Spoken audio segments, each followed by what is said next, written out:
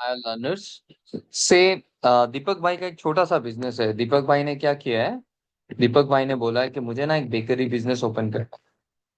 और bakery business open करने के लिए उनको 10 लाख रुपया तो चाहिए।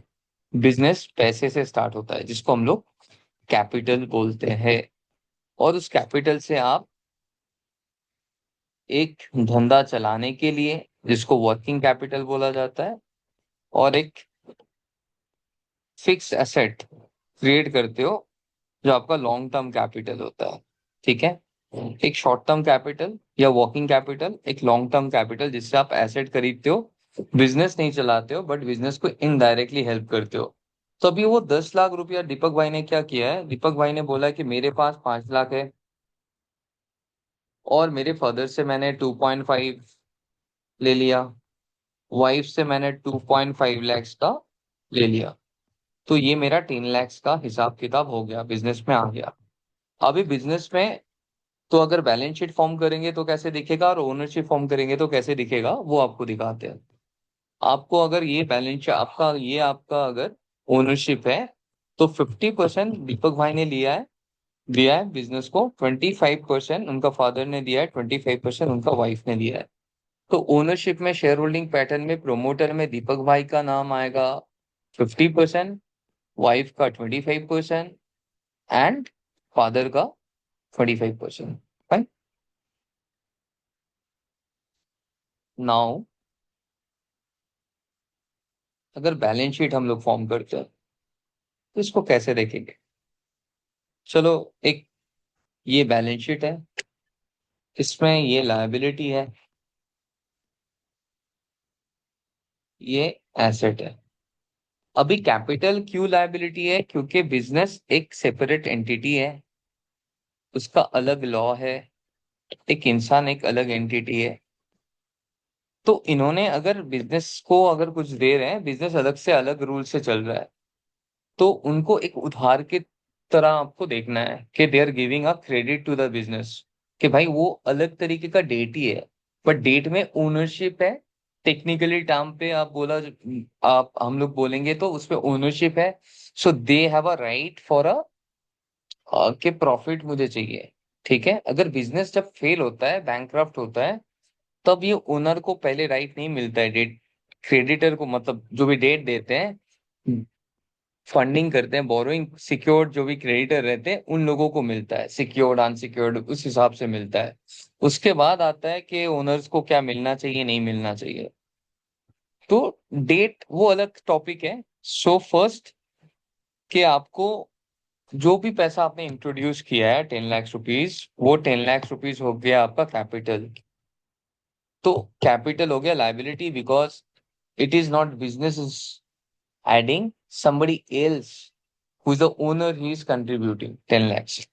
नाउ फिक्स एसेट आपने ले लिया 5 लाख का, 5 lakhs का फिक्स एसेट।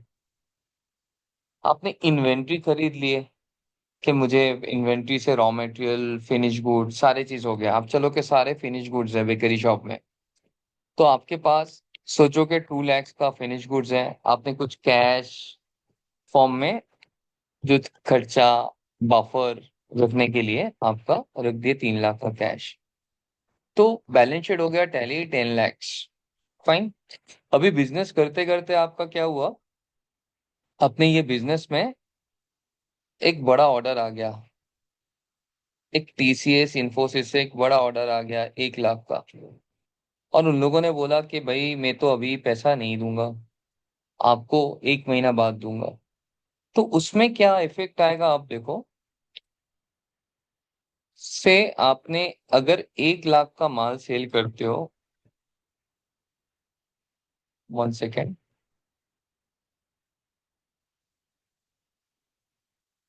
आप अगर टोटल 1 लाख का माल सेल करते हो, आपका 50% मार्जिन है। तो इसमें आपका इन्वेंट्री कितना बाहर चला जाएगा, मतलब खर्चा होगा 50,000, प्रॉफिट कितना होगा 50,000। फाइन। ये क्लियर है। अभी बैलेंस शीट में आते हैं, जहां पे कैपिटल था आपका 10 लाख, ये था लायबिलिटी, और यहाँ पे था एसेट। एसेट में था फिक्स एसेट, वो था 5 लाख का। इन्वेंट्री था 2 लाख का। और कैश है 3 लैक्स। ऐसे आपका 10 लाख का। अभी जैसे आपने 1 लाख का सेल किया है, आपको अकाउंटिंग टर्म में आपको उसको बुक करके दिखाना है कि भाई मैंने 1 लाख का सेल किया है। तो वो आपका सेल्स में दिखेगा। बट वो सेल्स आपका पूरा रियलाइज नहीं हुआ।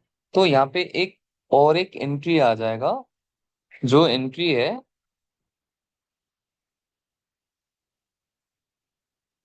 उसका इफेक्ट क्या हो रहा है आप देखो। पहले तो इन्वेंट्री आपको घट रहा है। 2 लाख से कितना हो जाएगा? 1,50,000 का इन्वेंट्री। अभी यहाँ पे आ गया 1 लाख का।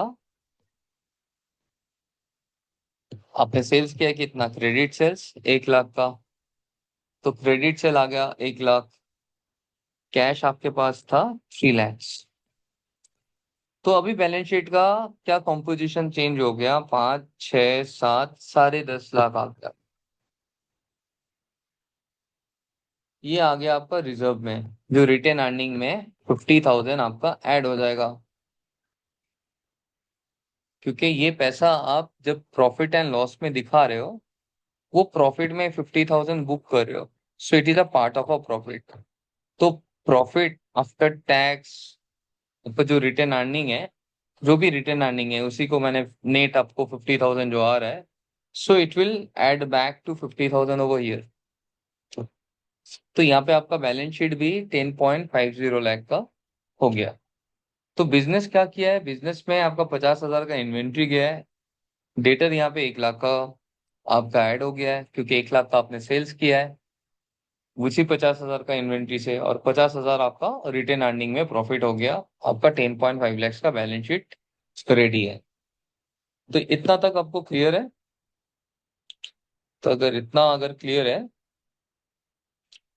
देन विल मूव टू, अभी बिजनेस को और बड़ा करना है। ठीक है, और बड़ा करना है। अभी दीपक भाई को लग रहा है कि एक दुकान से नहीं होगा भाई।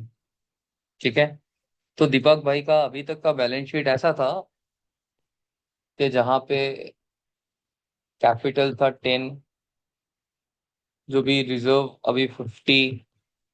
मैं पकड़ लेता हूँ, फिर वही आपका सेल है, वही आपका मतलब जो भी किया है उधार में ही किया है। ऐसा ही आपको करके चलो, 10.5 का आपका बैलेंस शीट था। ठीक है, अभी अभी तक 10.5 का आपका बैलेंस शीट था।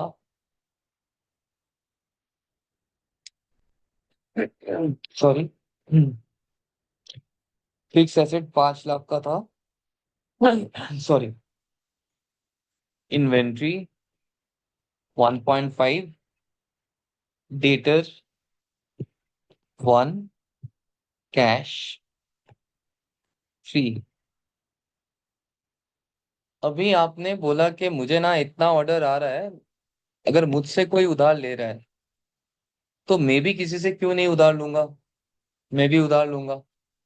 मैं किसी से परचेस करूंगा, उसको मैं पैसा नहीं दूंगा। तो आपने क्या किया? आपने भी 1 लाख का परचेस किया है। तो आपका इन्वेंट्री हो गया ऐड। ठीक है, अभी इन्वेंट्री हो गया ऐड। इन्वेंट्री ऐड होने के साथ आपने क्या कर दिया? किसी को आपने पैसा नहीं दिया है, तो उनको देना है। ये जो इन्वेंट्री आप जब सेल होगा उनको पैसा देना है। ये आपका आ गया एडिशनल।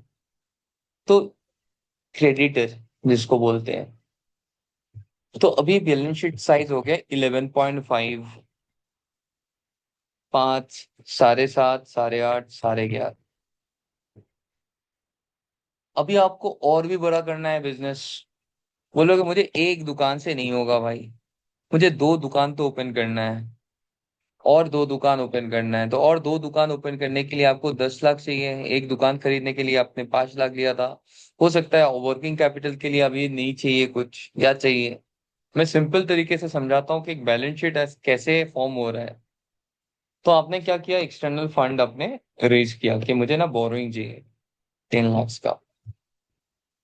तभी आपका बैलेंस शीट हो गया 21.50। अभी ये हो गया 21.50। तो जैसे ही आपने बोरोइंग किया है, या तो आपका फिक्स एसेट में ये 10 lakhs, अगर पूरा यूटिलाइज करके आपने, सॉरी, आपने पूरा परचेस कर लिया है कि अभी 15 lakhs का आपका फिक्स एसेट आ गया, तो 15, 16, 17, 20, वही 21.50 आ गया। से इट इज 2.5, 21.50। क्लियर? अभी तक मैंने जो बोला वो क्लियर है?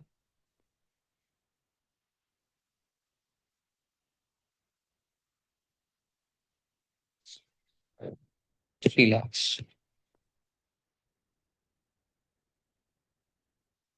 1.5 lakhs। तो ऐसे हो गया बैलेंस शीट फॉर्म। तो बिजनेस में आपका एक कैपिटल इंट्रोड्यूस होता है, उसके बाद उसका प्रॉफिट एडिशन होते हैं।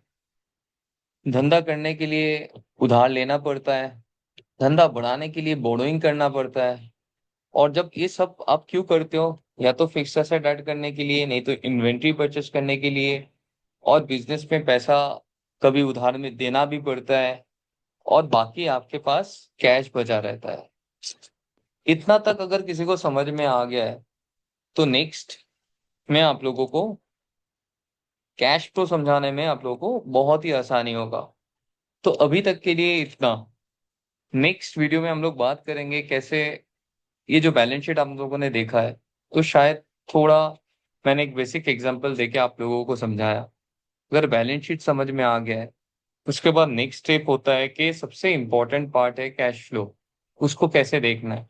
तो उसके ऊपर एक वीडियो बनाएंगे, बहुत ही छोटा सा, एक प्रैक्टिकल एग्जांपल देके, इसी बेकरी का एग्जांपल देके कैसे उसका कैश फ्लो बन रहा है, उसको हम लोग देखने का ट्राई करेंगे। Okay, thank you everyone.